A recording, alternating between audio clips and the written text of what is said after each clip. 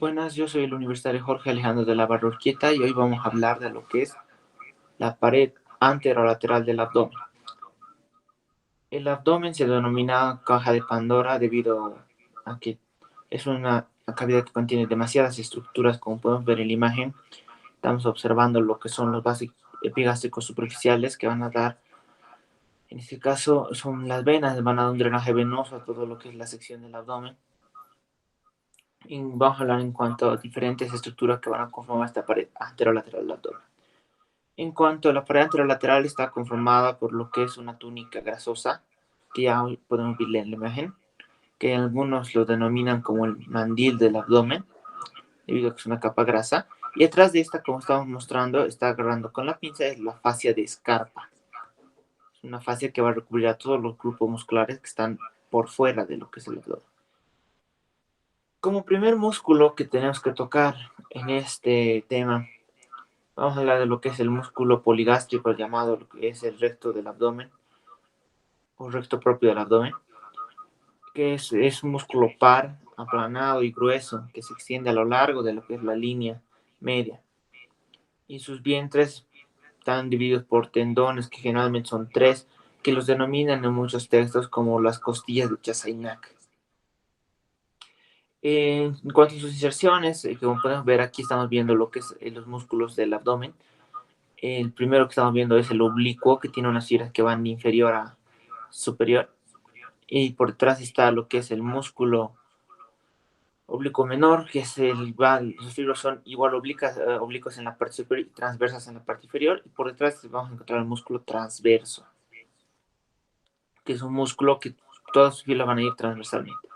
Como íbamos hablando, en cuanto al músculo poligástrico, que es el recto del abdomen, vamos a encontrar como inserciones superiores tres digitaciones, una digitación o lengüeta externa, que va a tener inserción en lo que es la cara externa y borde inferior de la mitad externa de la quinta costilla y cartílago costal.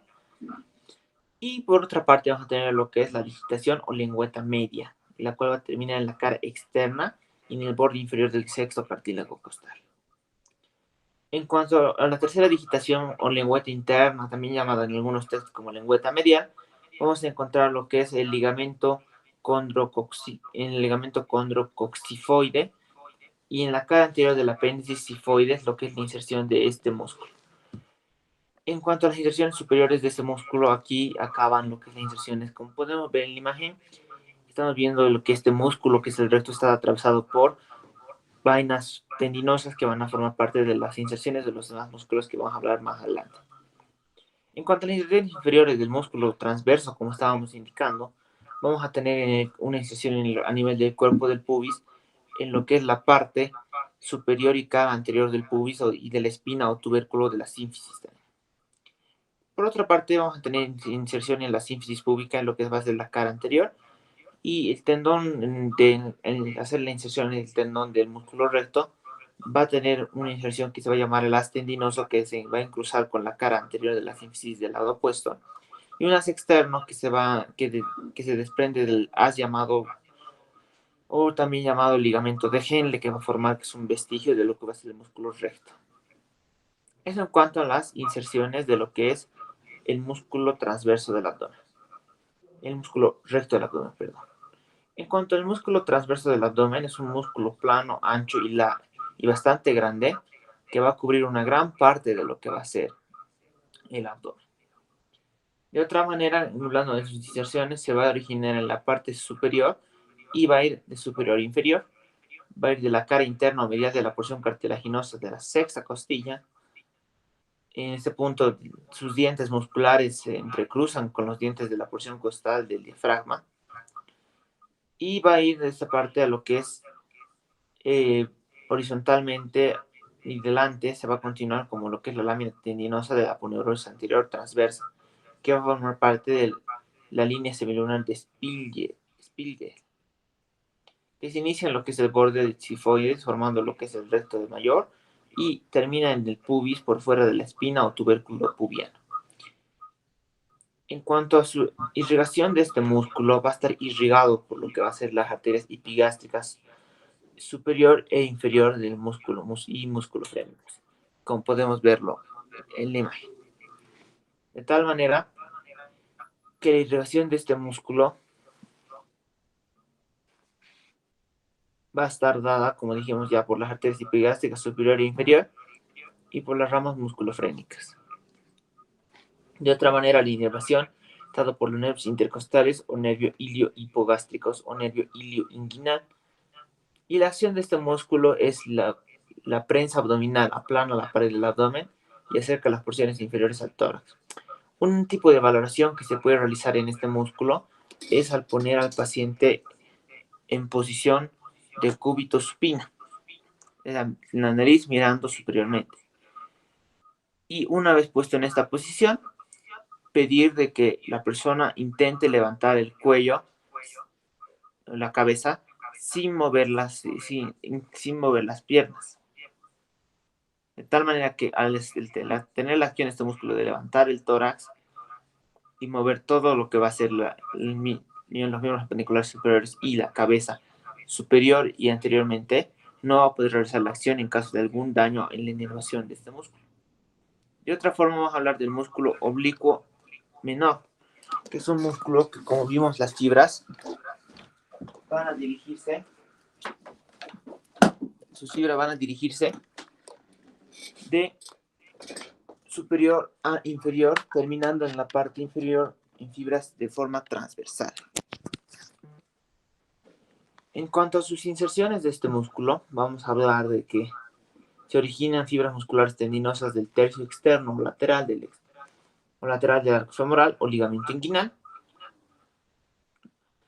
y de los 3/4 anteriores del intersticio de la cresta ilíaca y a través de la lámina tendinosa del cuarto posterior de la cresta ilíaca y de la apófisis espinosa de la quinta vértebra lumbar. Desde ahí todo el músculo, como podemos ver en la imagen, va a tener una extensión en forma de abanico y termina en lo que es la línea de inserción que va detrás de la última costilla del pubis. Va a tener fibras posteriores que comunican más oblicuas de arriba hacia adelante y se van a fijar en el borde inferior del vértice de los 4 últimos cartílagos costales. Va a tener fibras medias que se van a continuar por una lámina tendinosa y aponeurótica del oblicuo menor a la línea blanca. De esa aponeurosis se va a confundir en la parte inferior de la línea blanca con el límite interno de los 2/3 de la aponeurosis del transverso. A nivel de los 2/3 superiores a lo largo del borde externo del tercio mayor, y el músculo se divide en 2 hojas, una anterior y una posterior.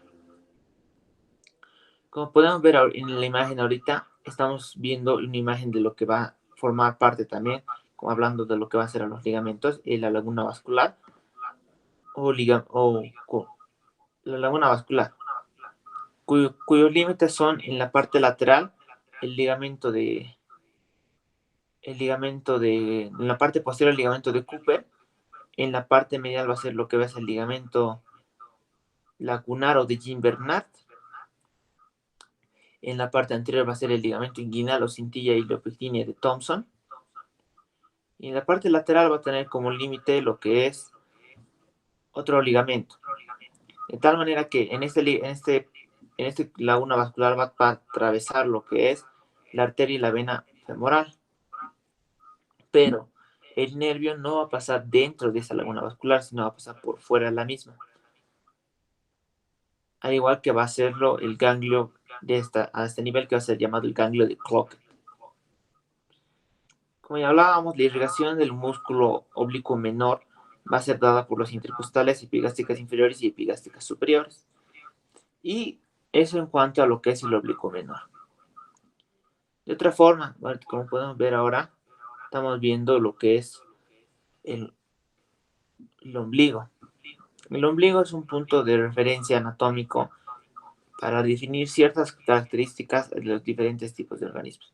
Cabe recalcar que el ombligo es un repliegue de lo que va a ser el cordón umbilical, una cicatrización de la misma, y el ombligo en este caso va a tener una función vital al momento de lo que es la parte clínica. ¿En vista de qué? El ombligo va a tener una gran cantidad de afluencia venosa. En la afluencia venosa que pasa por el ombligo forma por una especie de red que en la anatomía clínica es conocida como la cabeza de medusa.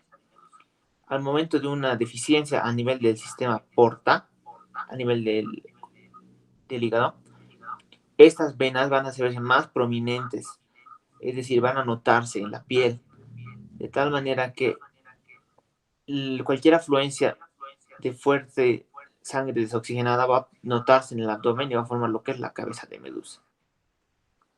En cuanto a otro músculo, vamos a hablar de lo que es el músculo cremaster, que produce lo que es el reflejo cremastino por el estímulo de la región interna del muslo, la bolsa escrotal. Este músculo, es decir, asciende y desciende en base a la temperatura. Ahí podemos ver lo que es, por ejemplo, el conducto inguinal, que va a atravesar, por el que va a atravesar lo que es en el hombre, es el conducto espermático, que podemos verlo ahí. Y en la mujer va a estar tapado por lo que va a ser el ligamento redondo. Como decíamos, el músculo cremaster va a ser un músculo que va a cubrir lo que es la bolsa escrotal y su función va a ser en base al estímulo de lo que va a ser la temperatura. Por ende, podemos definir de que tiene más receptores de lo que es la temperatura, que van a estimularlo de tal manera que cuando hace calor, el cremaster se relaja y por ende la bolsa escrotal cuelga. Pero al haber frío o temperaturas bajas, el cremaster se contrae llevando lo que es la bolsa escrotal más cerca del cuerpo para evitar que baje la temperatura. De otra forma, vamos a hablar también de lo que es el oblicuo externo, que estábamos mencionándolo más anteriormente en las imágenes, que es un músculo ancho, un músculo que se va a encontrar por la parte de atrás y sus inserciones van a ser superiormente o costales, que se van a originar en la séptima y octava digitación del músculo tendinoso, de la parte muscular tendinosa. Y las digitaciones se van a engranar a las del serrato mayor o anterior, también llamado.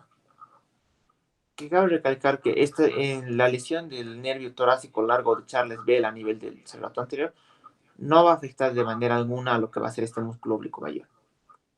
De otra manera, las lengüetas van a dar origen a lo que va a ser el reborde costal, dando fibras superiores que se dirigen horizontalmente hacia adentro, fibras medias que van a ir oblicuamente de abajo hacia arriba y fibras inferiores que descienden verticalmente.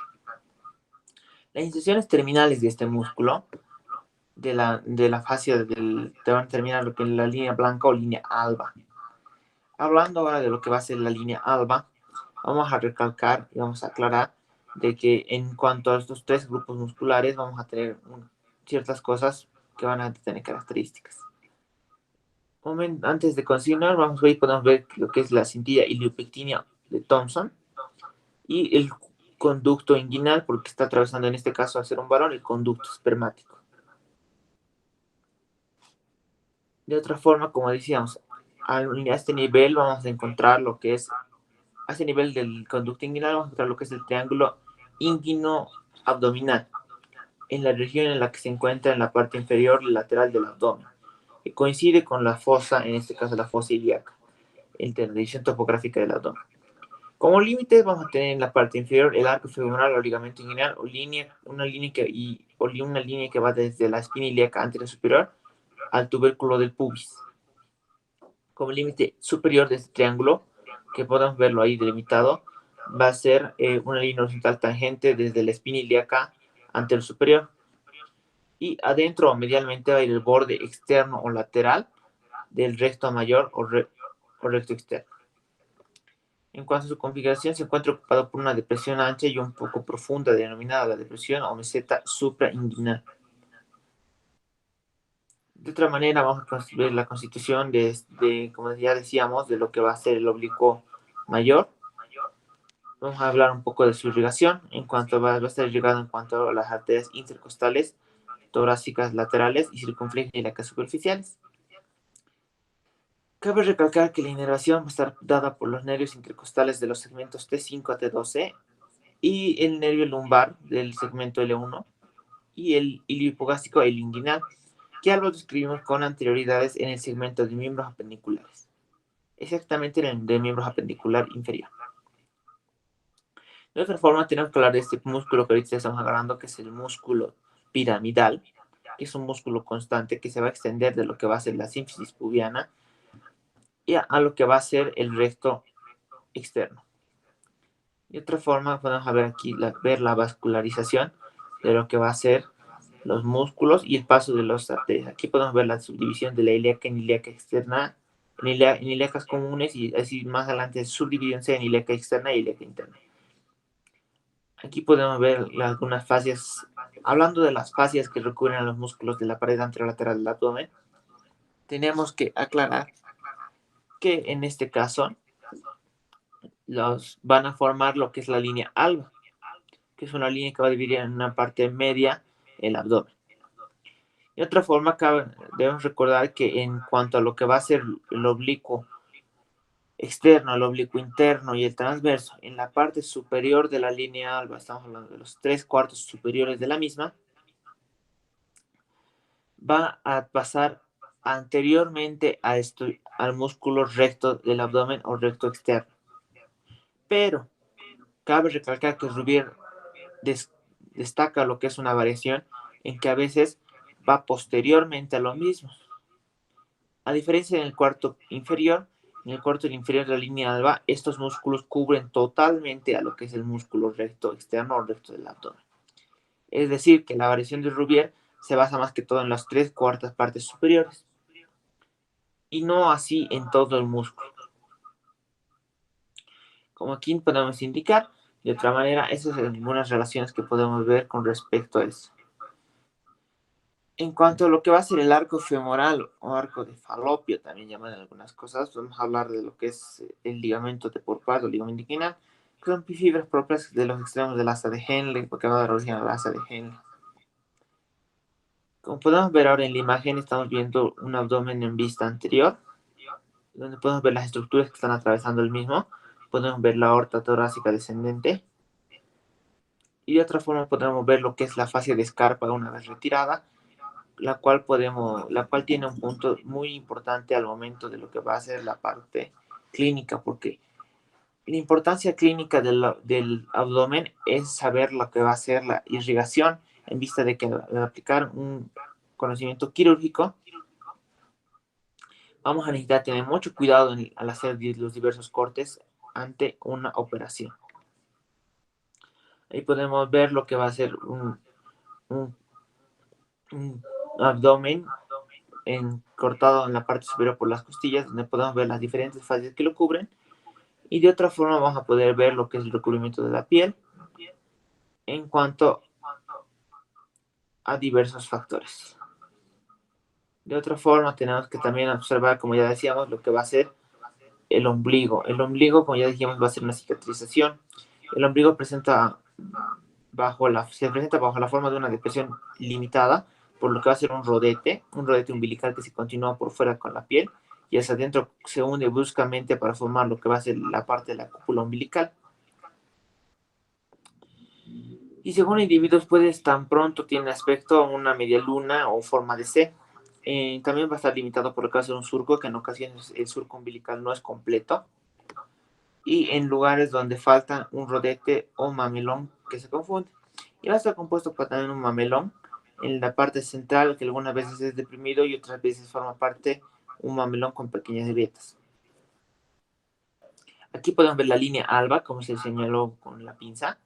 Esta línea alba va a tener la inserción de lo que va a ser los rectos, ambos pares de rectos, que podemos verlo ahí. Y de otra forma, va a ser cubierto por lo que va a ser las fascias de lo que va a ser los músculos oblicuo externo, oblicuo interno y transverso. Como ya indicamos, las fascias van a ir en cuanto a los 3/4 superiores del músculo de forma superior, de forma anterior y según Rubier hay variaciones en las que va de forma posterior de igual manera. De otra forma, en algunas otras ocasiones, en cuanto al cuarto inferior, va a ir de forma completa rodeando el músculo recto externo o recto del abdomen. Eso en cuanto a algunas características de lo que es estos músculos. Cabe recalcar que en cuanto a lo que es la segmentación de lo que es el abdomen, vamos a hablar de lo que es una serie de cuadrantes. Esta serie de cuadrantes se va a dividir en el abdomen, en el hipogástrico derecho, en el cual va a estar contenido lo que va a ser el hígado y la vesícula biliar, y va a ubicarse en la parte lateral derecha y superior por debajo de lo que va a ser el pectoral o mama en caso de la mujer. Vamos a continuar con lo que va a ser el epigástrico o el epigástrico, que va a estar conformado por lo que es el estómago, el esófago abdominal y el cardias, que se va a encontrar entre ambos pectorales o mamas en el caso de la mujer. Y vamos a encontrar el hipogástrico izquierdo, que en este caso, como ya hablamos, vamos a encontrar solamente en la parte izquierda y cuyo contenido va a ser el vaso. De otra manera, en cuanto a los cuadrantes, vamos a hablar de lo que va a ser el flanco derecho, que va a estar compuesto por lo que va a ser el colon ascendente. De otra forma, vamos a hablar de lo que va a ser el mesogastro, que va a estar conformado por lo que va a ser las asas intestinales. Y de otra forma, vamos a hablar de lo que va a ser el flanco izquierdo, que en este caso va a ser como contenido, vamos a tener lo que va a ser el colon descendente. De otra forma, hay tres segmentaciones más, que va a ser lo que va a ser la fosa ilíaca derecha, que va a estar como contenido lo que es el apéndice, el ovario derecho en caso de la mujer, y esos como contenidos. Y de otra manera vamos a tener el hipogastrio, que va a estar en contenido por el caso de la mujer, el útero, en la vejiga en caso de los dos, y el recto. Además, como último cuadrante de toda esta segmentación, vamos a tener lo que va a ser el colon sigmoide ovario izquierdo en cuanto a lo que va a ser la fosa ilíaca izquierda. De otra forma, esta subdivisión del abdomen sigue en la parte superior, dividiéndose en la clavícula, una infraclavicular, una external y una zona mamaria, que va a ser conformada por lo que va a ser la glándula mamaria. De otra manera, vamos a hablar de algunos triángulos que se describen, como va a ser el triángulo o cuadrilátero lumbo-abdominal de Griffith, que está limitado por fuera o lateralmente por el borde posterior oblicuo del oblicuo interno, por dentro o medialmente por el borde externo de lo que va a ser el músculo, los músculos espinales o músculos erectores de la columna, por fuera y arriba por la duodécima costilla, y por arriba y por detrás por el serrato menor o póstero inferior. Este espacio denominado que es el triángulo de Griffith tiene una resistencia y una aplicación clínica en cuanto a la palpación con los dos dedos índices y el dedo del medio, también llamado dedo corazón, al dar movimientos en sentido de las agujas del reloj para palpar algún dolor exquisito. Se define como dolor exquisito a un dolor que al sentimiento del tacto es bastante especial, no es un dolor común, no es algo común que se sienta. De otra manera vamos a delimitar lo que es el triángulo lumbar o de Jean-Louis Petit o de Juan Luis el Pequeño, cuyos límites van a ser por fuera y lateralmente el borde posterior del oblicuo externo y por dentro y medialmente el borde externo o lateral del músculo dorsal ancho o latísimo del dorso.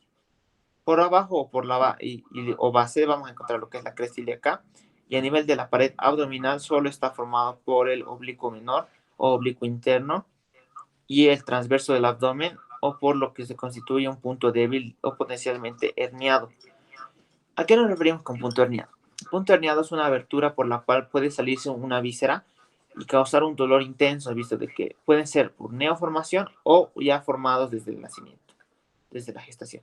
De tal manera que estos músculos o triángulos son puntos débiles de lo que va a ser la parte anatómica.